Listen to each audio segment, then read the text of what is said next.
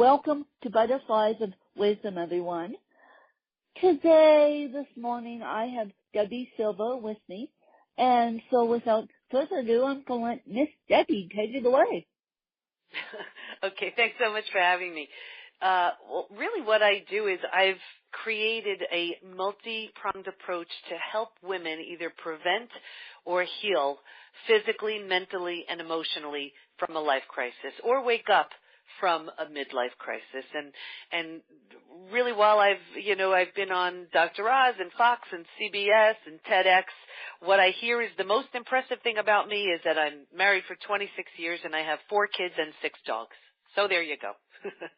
Oh my God, 4 kids and 6 dogs, and you have a melange of animals and people. A lot going on. A lot going on. Yes, I'm surprised you're in a quiet spot this morning with all that's going on.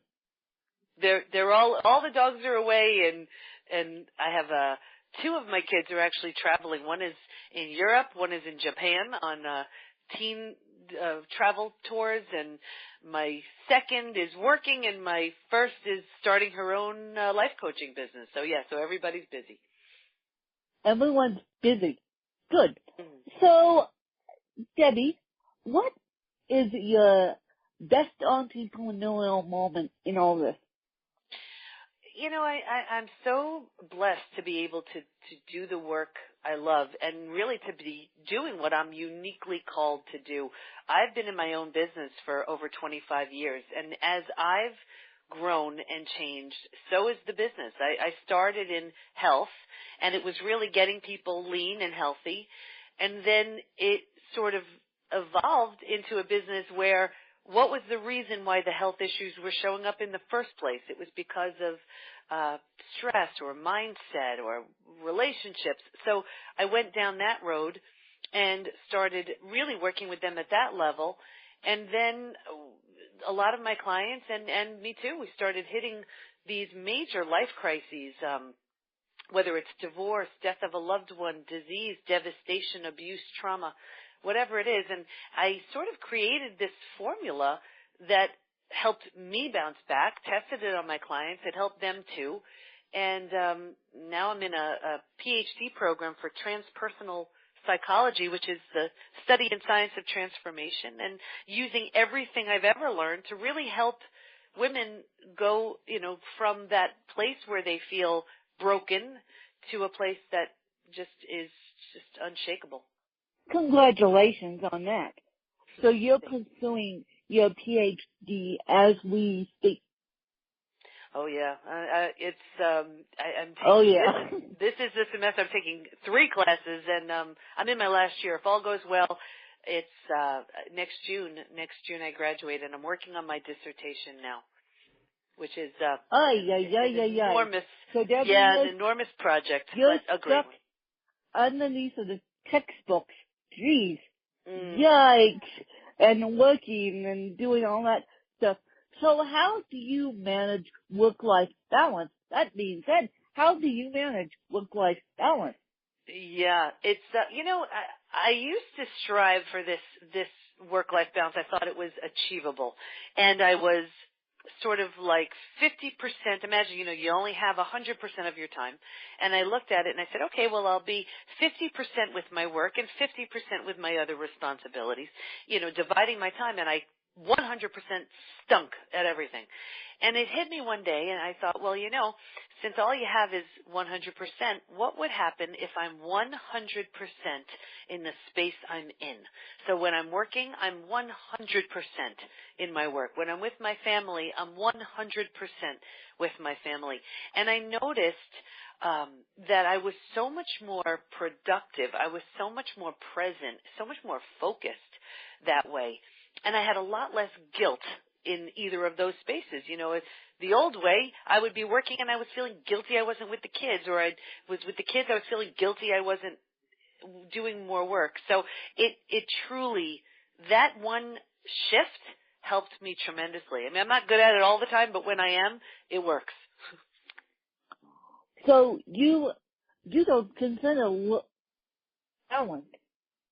I don't believe in it. I don't think you can be balanced in all areas at all times. It's also because I as a functional diagnostic nutritionist, I test people for stress-related issues and disorders, and trying to achieve that is a recipe for stress. I found personally for me, I'm just so much better off truly focusing in the area that I'm in at that time, giving it my all, being present, being focused, and then moving on to the next. Okay. Different way to look at it, but it works for me. Focusing on one thing and then moving on to the next thing. Yeah. Yeah, because I asked you that question because I'm actually going back to school in September to get a fashion journalism degree. So I asked you that question coming from getting your Ph.D. perspective because I'm like going to be suffering work-life balance in myself. So I said, well, I don't ask Debbie that question because I think you said at the bottom of your email Ph.D. starting in June. And so I thought, well, she might have the answer I need, and you do. No work-life balance for Lynn. Yeah, no, and congratulations on that. And like, here's a perfect example. Yesterday, I had to work on a paper for one of my classes, and I just took a couple of hours, and I did not check emails, and I told my family I need a couple of hours, and I got it done. And I felt so good about being so focused and getting it done, and then I was so much better off that, by the time we all got together, I was in a great mood because I didn't have it sitting on me. It was done. It was, I finished what I needed to, and I could really put it aside feeling good about the effort. And Debbie, what is your favorite book if you have one? I have so many, and because I could say my own, but I'm not. I would say the book that really changed me was Conversations with God by Neale Donald Walsch.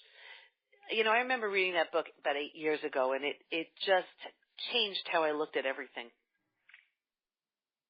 So, Conversations with God.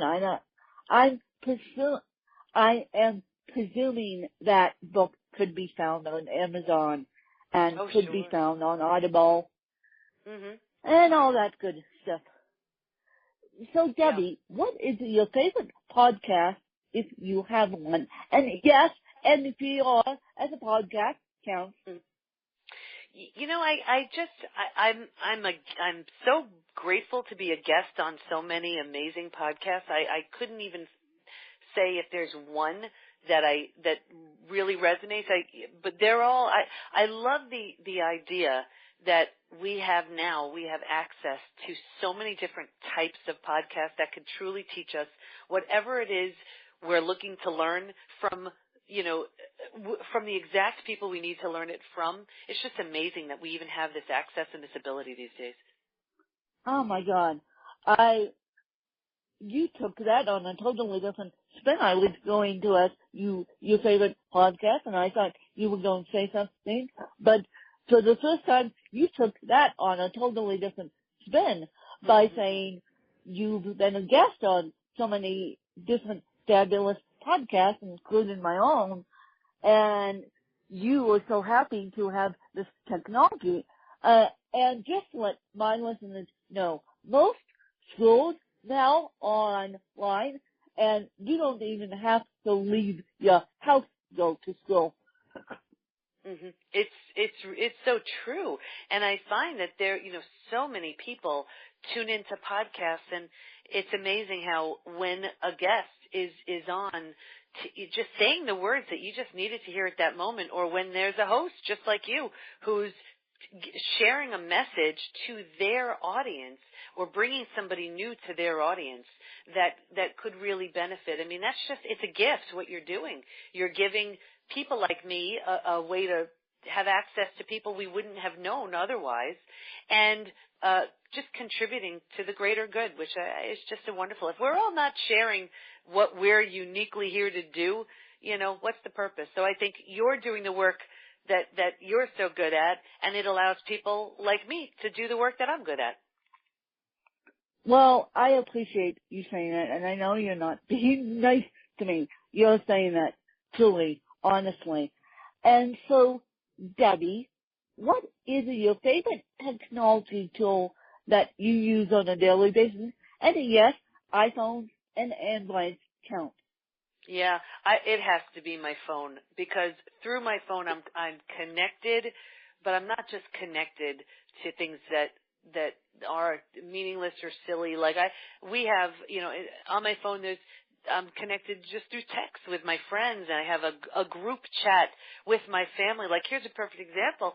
I have 4 kids who are all over the place. One right now is in Japan, the other one is in Barcelona, the other 2 are here but at work, and that we can have a group text, and we can all be sharing what's happening with us at that very moment and stay together and connected while we're all around the world is just mind-blowing when you think about it. And then, that I could just get on the phone and speak with a friend or check an email or check in on social media. A phone is a great thing, as long as we don't abuse it, and we have the phone in our face when we should be looking at someone and having a real conversation face to face. The phone is just a great, great thing. So let's talk about your book a little bit. And why did you like the book? I have been through some health crises as well as mental emotional crises, and I found that every time I've bounced back, I've discovered some insights that truly helped. And I put it into a formula. It became a process. I tested it on clients, and I found that we need these things to help us bounce back. And I purposely kept it as a short book because I want it to be read. And within the first week, I'm blessed. It became an Amazon #1 bestseller. It really hit a nerve, and I think I don't know if it's possible to go through life without some kind of challenge, and those challenges knock us down, but we don't have to stay down, and there's a process to help us climb back up, and that's really why I wrote the book. Well, my God, you took the words right out of my brain. I wrote my original book because I had an emotional crisis in my own life, actually 2 of them, and I used the book as therapy, and again, it hit a nerve with people, and then it hit #1. Yeah, that's amazing. And that's it. On and Amazon. Yeah, and your message shared the way, you wrote it, your audience absolutely needed to hear and can help them. And, my message is for my audience. I mean, I guess because I'm busy and I have all the kids and the dogs and, there's a certain type of person who really resonates with my message, where other people would say, you know what, she's just too frenetic or chaotic, and she's too intense, whatever. But the beauty is, if everybody shares their unique message and what helped them, it can only help other people trying to do the same. Excuse me, I was trying to have the coughing attack as you were speaking. That's why I muted my mic. Oh. But I wanted to ask you, where can people find you, and where could people get a hold of you, and how do you work with people? Do you work with people on location, or do you work with people via Skype or via FaceTime, or how do you work with people? Sure, and thank you. The best thing for everybody to do is go to debisilber.com, and that's D-E-B like boy, I, 4 letters, Silber, S like Sam, I-L, B like boy, E-R.com, debisilber.com. And I have a free gift, and it's the 16 biggest energy drains that we face and what to do about them. So everybody can get that for free. And you'll find there's a way to work with Debi, and it really addresses everything you said. I'm just starting it now, and it's rolling out in a few weeks. And I surveyed everybody on my newsletter list, and I compiled what type of program would serve everybody, because I have people who are following, me from all over the world, and I came up with a weekly video or by phone program that anybody can access. It's completely affordable. It involves Q&A, so everybody can have their questions answered. And the curriculum that I'm using is a workbook I just created that goes along with the book. And it's what I'm doing is I'm going to be sharing the best of everything that's worked in the thousands of clients I've worked with over the last 25 years in the most affordable way that anybody can have access to. So that's rolling out. We're starting our first week of classes in a couple of weeks, and it's just going to be an amazing program and opportunity. Well, congratulations on that. And yes, I may be a part of Debi's program if my schedule allows. But before I let Debi go, I'm going to let Debi turn the mic on me and ask me a couple of questions that she has been interested in asking me. Sure. You know what? I'm always curious what drives somebody to do what they do. So I would say, what's the reason why you started your podcast and why you're doing your work? Why am I doing my work? Well, as I said, I wrote my original book when I was 23 years old. I now have 8 to 9 books underneath my name, and I'm working on my 10th book, and I'm actually working on my 11th book too, as we speak, along with my 10th. And so when I wrote that book, I kind of that was after my second stop and smell the roses moment of losing my biological mom to viral meningitis. And yes, don't ask, that's how she died. She did not die of the brain aneurysm that she went into the hospital with. And I fully admit that in my book. And so I wrote this book. And so people started asking me, and when complete strangers started asking me, how do you do this? How do you do all this amazing stuff with cerebral palsy on top of it? And so I thought, oh boy, they opened up a can of worms that I cannot close now. And so I thought, why not interview inspirational leaders that I can interview and get their stories on solo entrepreneurship and business and infuse my story with theirs. That sounds great. And you're helping so many people in the process. And I'd say, well, what's your favorite book? Oh, my favorite book. My favorite book is, actually, I have 2 of them. The Secret Life of Bees, and then Walk in the Woods by Bill Bryson, and talks about Appalachian Trail discovery story.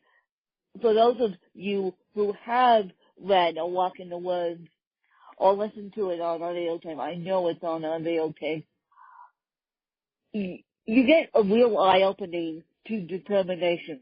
Bill Bryson at the time is a skinny guy. He invites a guy that is morbidly obese to walk the Appalachian Trail, and that's all I'm saying because I don't want to give anything away.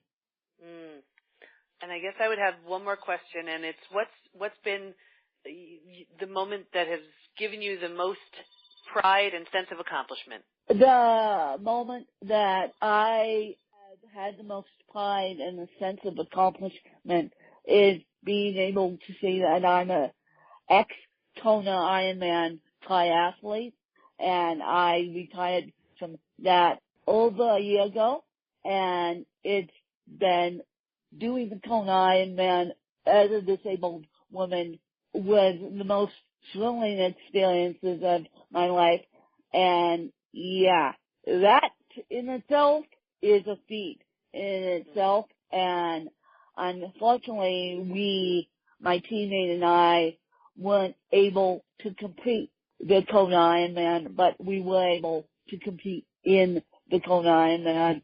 And due to stuff that went on inside the Ironman, I wish I was able to say that I am a Kona Ironman champion, but I'm not.